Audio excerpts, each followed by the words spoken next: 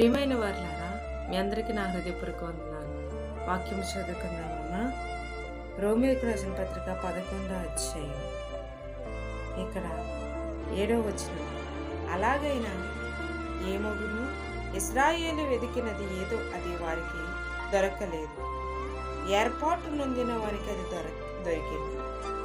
ఇక్కడ ఇశ్రాయేలు వెదికినది వారికి దొరకలేదంట. నిజమే కదా. ఇశ్రాయేలుగా ఉన్న నీవు, ఇశ్రాయేలుగా పిలువబడిన మనము, దేవుని పిల్లలుగా ఉన్న మనము ఏమి వెతుకుతున్నాం? నా తల్లి, లోకములో ఉన్న వాటి కొరకు వెతుకుతున్నామా? శరీర ఆలోచనలతో వెతుకుతున్నామా? మంచి స్నేహితుడు కావాలని వెతుకుతున్నామా? ఈ లోకంలో అందమైన వాటి కొరకు ప్రయాసపడుతున్నామా? మంచి వెలిగిన వాటి కొరకు వెతుకుతున్నామా? ఏవే వెతుకుతున్నావో నాకు తెలియదు, కానీ నా ప్రభు అంటున్నాడు, నన్ను సరిగ్గా మీరు వెతకటం లేదు.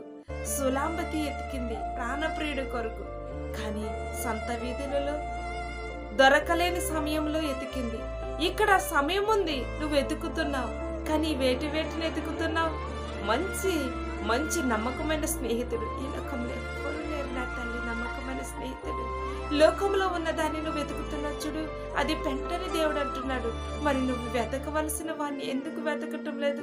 ఆయన వెతుకుతున్నావా? ఇశ్రాయేలు అని పిలువబడుతున్న నీవు ఆయన వెతకాలని ఆయన ఆశపడుతున్నాడు.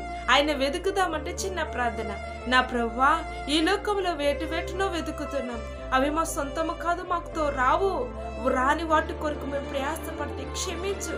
నిన్ను వెతికే మనసు నాకు దయచి, వెతికినప్పుడు నీవు దొరకండి అని బ్రతిమలాడుకుంటూ నీ నామంలో ప్రార్థిస్తూ యేసునామములో ప్రార్థిస్తున్నాం తండ్రి, ఆమేన్.